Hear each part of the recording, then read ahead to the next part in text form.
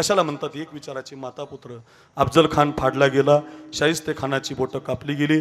महाराष्ट्रामध्ये शिवाजी महाराज की जय. आत्ता जशी ललकारी घुमली तसा आवाज घुमला. स्वराज्य मिळालं होतं. 10 वाजून 10 मिनटं झालीत. माझ्याकडे बघा, 10-5 मिनटात मी थांबणार आहे. थोडे 8:15 वाजले होते म्हणून 10:15 होणार आहेत. जास्त वेळ नाही घेणार तुमची, पण माझ्याकडे बघा, घरी घेऊन जा. एक विचाराची माता पुत्र. भिन्न विचाराची ऐकली कैकई आणि भरत. कैकईचा विचार आहे राजगादी भरताला, भरताचा विचार आहे राजगादी दादाला. एक विचाराचे पिता पुत्र ऐकले कबीर महाराज, कमाल महाराज. भिन्न विचाराचे हिरण्यकश्यप आणि प्रल्हाद. एक विचाराची माता. माझ्या बहिणींनो ऐका. आणि राजावरती एक संकट आलं. सिद्धी जोहर नावाचं. गड होता पन्हाळा, जिल्हा होता कोल्हापूर. वेढा पडला होता 42,000चा. गड होता पन्हाळा, वेढा 42,000चा होता. आतापर्यंत एवढं मोठं संकट आलं नव्हतं. आणि गडावरती 1200 मावळे होते. गड सोडणं काळाची गरज होती. वेढा रात्रंदिवस होता. मै लावूंगा शिवाजी को असा पण करून आला होता. आणि आता काही खरं नव्हतं स्वराज्याचं. आता तेवढ्यामध्ये राजांच्या बुद्धीनं प्लॅन केला की गडाहून पालख्या काढायच्या. कशा काढायच्या?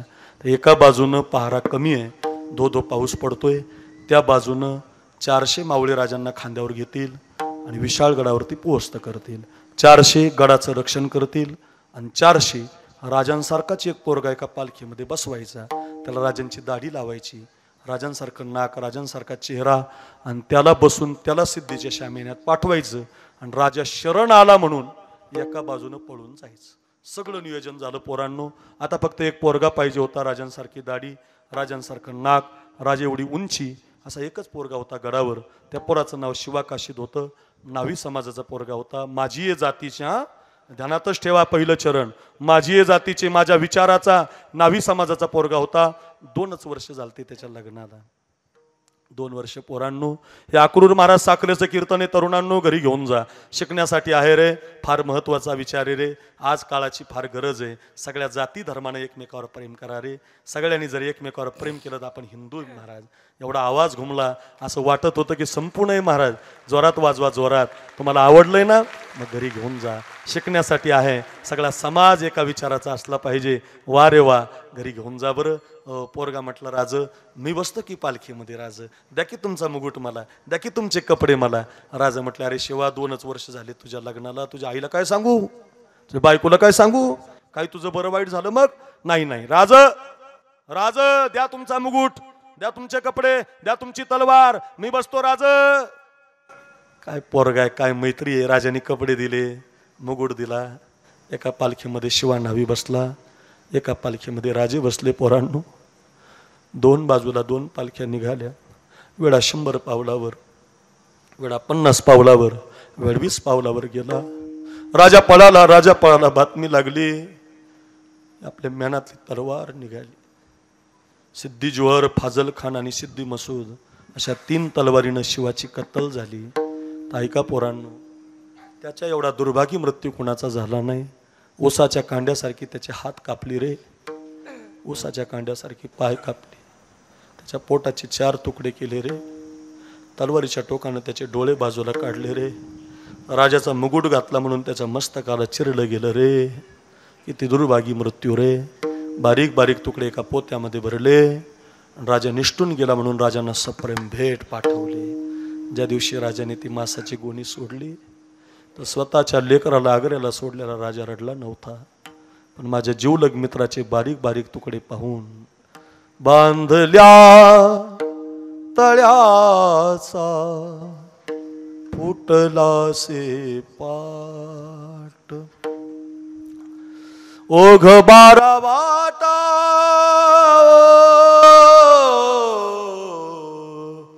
ओघ 12 वाटा मुरडता ते. हंबरडा फोडून महाराज रडायला लागले. मावळ्यांनी राजांचे डोळे पुसले, राजांना सावधान केलं. त्या पोराची माती गडावर केली, त्याचा दशक्रिया विधी गडावर केला, त्याचं गंगा पूजन गडावर केलं. अजून कुणालाच काही माहिती नाही. 20 दिवस गेले. 20 आणि 20 दिवसाने राजाने त्या नेमापूर नावाच्या गावी, शिवाच्या गावी पत्र पाठवलं. पाटील, उद्या दुपारी आम्ही गावात येत आहोत. शिवाच्या आईला निरोप द्या, राजा तुमच्या घरी येणार आहेत. वाऱ्यासारखी बातमी गावात आली, राजा येणार आहेत, राजा येणार आहेत, राजा येणार आहेत. एका विचाराचे माता पुत्र सांगतोय रे, एक पोरगा राजांचे कपडे घालून प्राण देऊन गेलाय. राजा आता त्याच्या आईला सांगायला निघालेत. अजून कुणालाच माहिती नाही. राजाने रस्ता धरला, 10च मावळे घेतले. राजा येणार म्हणून त्या आईनं घर सारून काढलं. आंब्याच्या पाण्याचं तोरण घराला बांधलं, पुरणपोळीचा स्वयंपाक केला रे घरामध्ये, आंबारस तयार केला रे. राजा येणार म्हटल्यावर माझा पोरगा पण येणार, इतका आनंद झाला. राजा येणार म्हटल्यावर माझा पोरगा पण येणार. आपल्या ठेवणीतली 9वार साडी तिनं सुनबाईला नेसायला लावली. सुनबाई ही साडी नेसा, कपाळभर कुंकू लावा, राजांची आरती करायची. महाराज येणार आहेत. पोरगी थाटामध्ये दरवाजामध्ये उभी राहिली. कुणी मैत्रिणीने कानातलं दिलं, कुणी गळ्यातलं दिलं, आणि गरीबाची पोर दरवाजामध्ये उभी राहिली. हो आता राजा येतील, माझे मालक पण येतील. पोरगी दरवाजात उभी होती. राजा आता गावच्या वेशीला, राजा आता मराठ्याच्या आळीला, राजा आता धनगराच्या आळीला, राजा आता नाव्याच्या आळीला आले. कुंकुम तिलकामध्ये बोट बुडवला. राजांचे कपाळी गंध लावायचं म्हणून पोर पुढे सरकली, तर तेवढ्या दरवाजातून आवाज आला, सुनबाई तुम्ही नका वाळू राजांना. मागं पाहिलं तर आवाज माझ्या सासूचा आहे. सुनबाई तुम्ही नका वाळू राजांना. दुसऱ्याच पोरीच्या हातामध्ये ताट दिलं. पाय आपटत पोरगी घरामध्ये निघून गेली. दुसऱ्याच पोरीने राजांना ओवाळलं. राजे घरातल्या कांबळीवर येऊन बसले. गुळाचा खडा आणि पाण्याचा तांब्या दिला. आणि पहिला प्रश्न राजाने विचारला, आई का त्या मुलीला वाळू दिलं नाही, का तिचा अपमान केला? तर ती आई म्हटली, राजा ती शिवाची बायको आहे. चाललं असतं की मग वाळू द्यायचं की तिला. राज ती शिवाची बायको आहे, वाळू द्यायचं की मग चाललं असतं की. राज एखाद्या विधवा बाईने तुमच्यासारख्या श्रीमंत राजाला वाळू नये.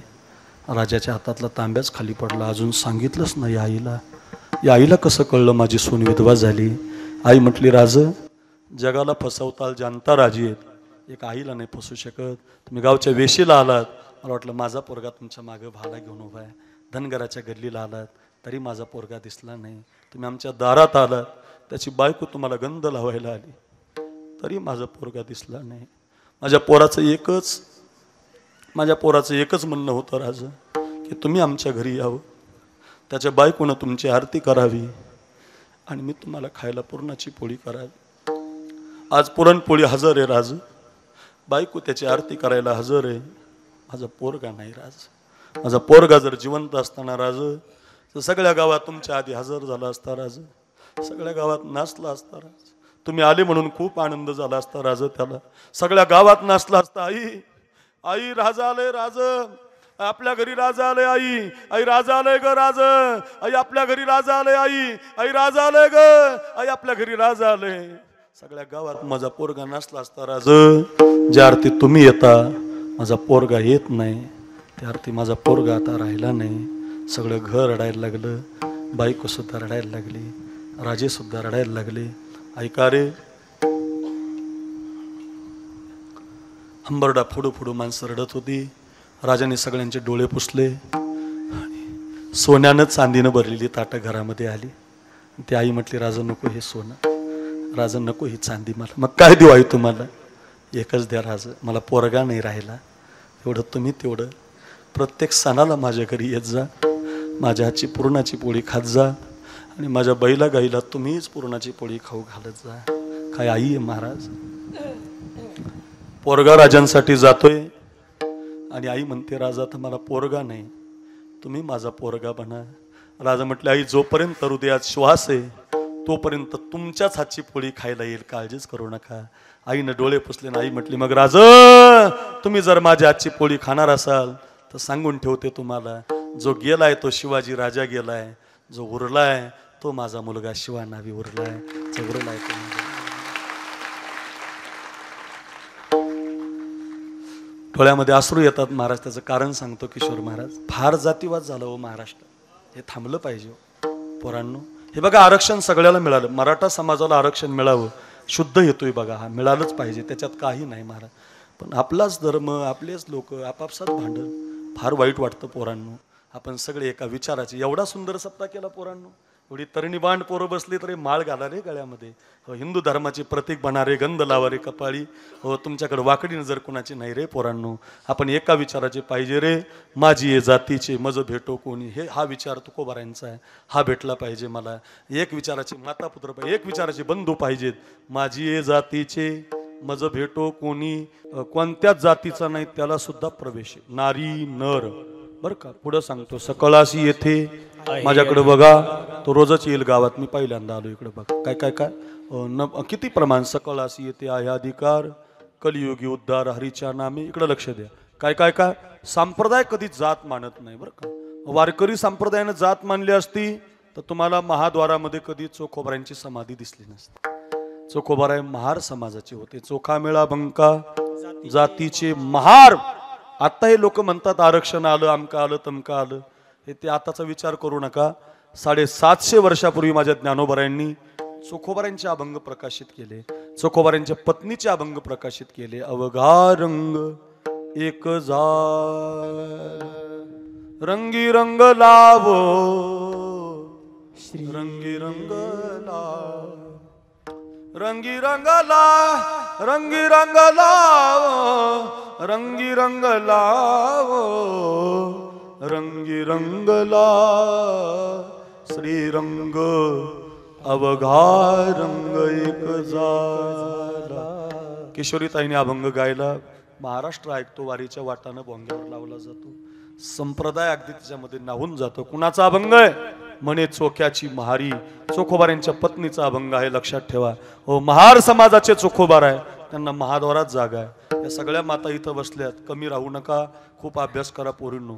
कलेक्टर व्हा, IPS अधिकारी व्हा. मुलींनी खूप शिकलं पाहिजे. मुलगी फार गरजेची आहे.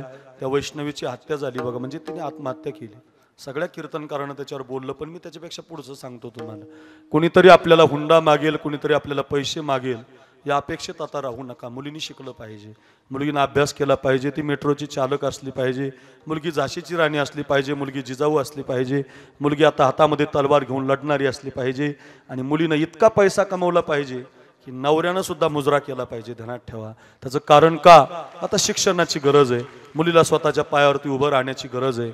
लक्षात ठेवा. आजपासून नाही, तेव्हापासून आहे. माझी मुक्ताबाई ज्ञानोबारायांना सांगते, महाराज कमी शिक्षण आहे माझ्या मुक्ताबाईचं.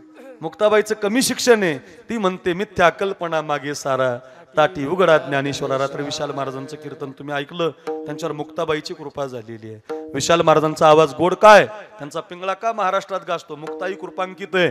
मुक्ताबाईची कृपा झाली त्या माणसावर. लक्षात ठेवा. का सांगतो? मुक्ताबाई म्हणते योगी पावन मनाचा साहे अपराध जनाचा. किती अभंग आहेत ताटीचे. सगळे अभंग मुक्ताबाईचे. ज्या विश्वाच्या माऊलीनं ज्ञान दिलं. ज्ञान म्हटलं की ज्ञानोबार आहे. त्या ज्ञानोबारायांना समजून सांगण्याची ताकद एका स्त्रीमध्ये असते, एका मुलीमध्ये असते. लक्षात ठेवाय. नुसतं घरी घेऊन जा. माझी विनंती असेल तुम्हाला, फार महत्वाचं असेल. तुम्ही सगळ्या जणी ऐकतात म्हणून सांगतो. कोणत्या जातीतल्या, कोणत्या पंथातल्या, कोणत्या वर्गातल्या हे ध्यानात ठेवू नका. वारकरी संप्रदायात एक कानोपात्रा नावाची मुलगी कीर्तनाला आली. या मुली बसल्यात ना कीर्तनाला. अशी 16.5 वर्षाची मुलगी होती. फार सुंदर होती दिसायला. सुकलेल्या कमळाच्या फुलाला हात लागला तर कमळ उमलायचं. पान खाल्लं तर तिच्या गळ्यातून दिसायचं. आपल्या बायकासारखी नाही डांबरी मेन कापडी काळी बिंद्री. आपली नाही पहा ती कावडाकडे चालली भिताडाकडे असली नाही. आपली नाही एक डोळा हेकना की दरबी देखना. फॅरन लवली लावणारी नाही. तुम्ही लावता का? ए पोरींनो, नाही फॅरन नाही. तुम्हाला कसं काम आहे? नक्की तुमची बायको लावते. माझी लावते तर तुमचं काय? खरंच हे फॅरन लवली लावतात. सगळ्याच बाया लावतात. त्याचं कारण काय? बऱ्याच महिलांचा गैरसमज आहे फॅरन लवली लावल्यावर गोरं होतं. अजिबात नाही बरं का. लग्नाला माझ्या 15 वर्ष झालीत गुरुजी. अजून बायको गोरी नाही बरं का. म्हणजे एवढी काळी नाही. तुम्ही लगेच माझ्याकडे विचित्र बघू नका. ऐका मी कशी अण्णांनी पाहिजे. मला सांगायचं काय, मी का सांगतो तुम्हाला हे. फॅरन लवली लावायचं. फॅरन लवली म्हणजे अमेरिकन बाईचा शेंबूड आहे. आताशी तुम्हाला लिंक लागली बघा. शेंबूड आहे महाराज. गाईची चरबी आहे त्याच्यात. लावत जाऊ नका. गोरं व्हायचं असेल तुम्हाला तर 2 किलो काजू 2 किलो बदाम आणा. रात्री भिजू घाला. आमुष्यापोटी छटाक बदाम आणि छटाक काजू रोज खा. तुमचा चेहरा गोरा झाल्याशिवाय राहणार नाही. लोक काय म्हणतात माहितीये का? लोक काय म्हणतात माहितीये का? काजू लय महागे, बदाम लय महागेत. काजू बदाम स्वस्त आहेत. ऐका, फॅरन लवली महाग आहे. 140 रुपयाला 30 ग्राम आहे. छटाक नाही. 50 ग्रामचा छटाक असतो. 30 ग्राम किती? 140. तुमचं किराणा दुकान आहे अन्नपूर्णा, तुम्हाला चांगलं माहिती आहे. आता 150ला झाली असेल. माझा बाप दुकानं चालवायचा तेव्हा 140ला होती.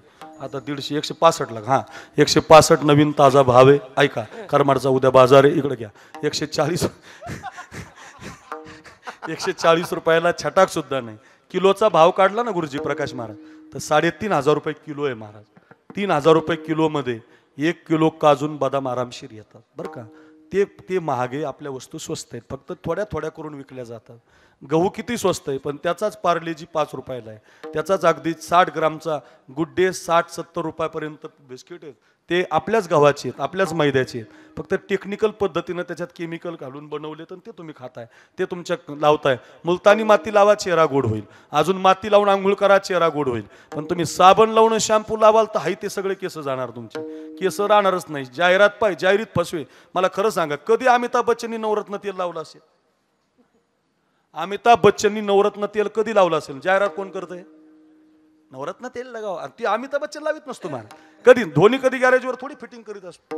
MS धोनी आज मॅच जिंकला, ऐका, तो कधी गॅरेजची खोल फिटिंग करत असतो? जाहिरात करतो, तुम्हाला फसवतो. तुम्हाला ते नाही फसवत, ते जाहिरातवाले फसवते तुम्हाला. हे घ्या, हे घ्या, हे घ्या, हे लावा डोक्याला, हे लावा तोंडाला.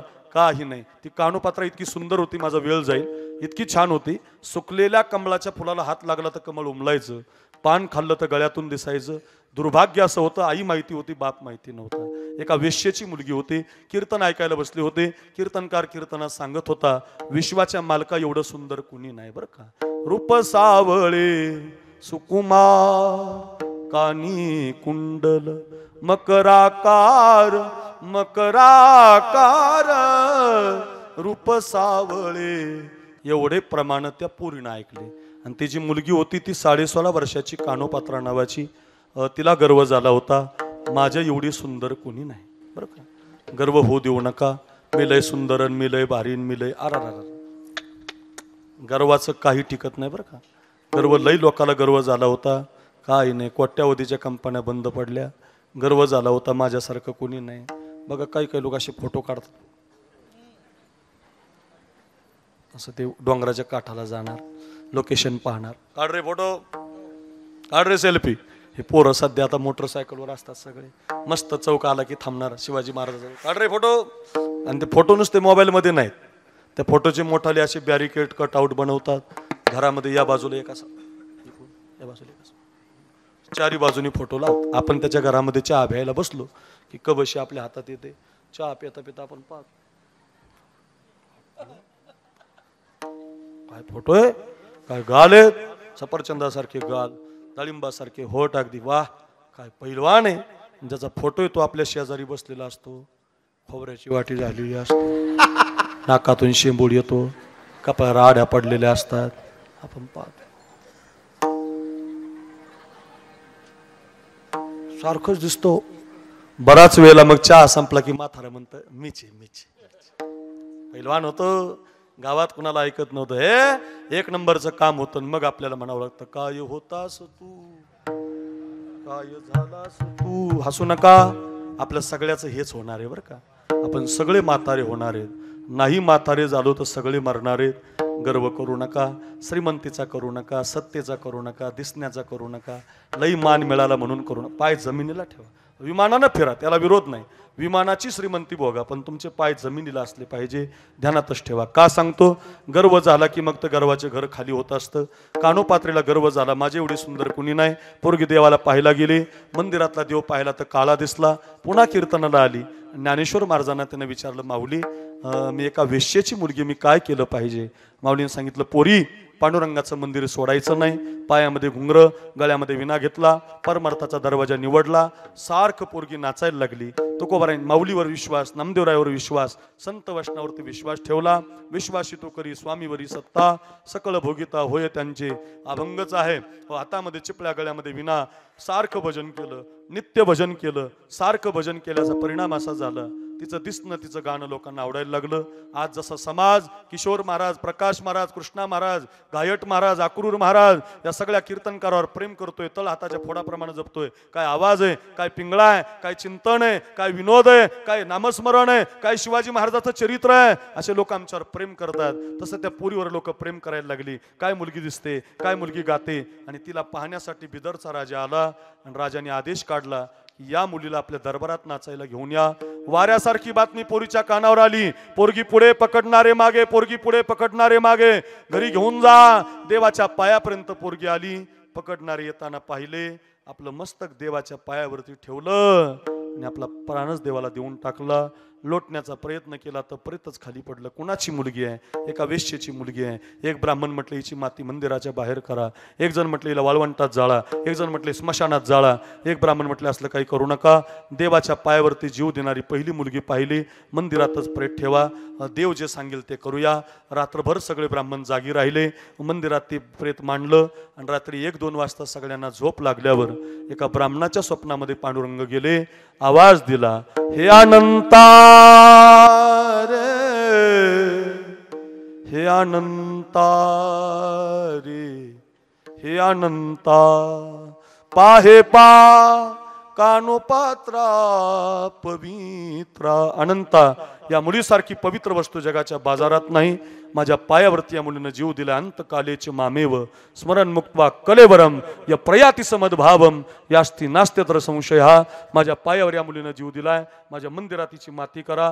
मंदिरात माती करण्यात आली. ऐका, जिथं माती केली तिथे एक झाड उगवलं. 750 वर्षापासून ते साखलदंडानं झाड पंढरीच्या पांडुरंगाच्या मंदिरात बांधून ठेवलेलं आहे. तुम्ही कोणीही लग्न झाल्यावर दर्शनाला गेल्यावर दर्शन करता करता तुमचं पहिलं कपाळ कानोपात्रेच्या झाडाचं दर्शन घेतं आणि मग देवाच्या पायाचं दर्शन आपल्याला मिळतं. त्याचं कारण सांगतो, ऐका.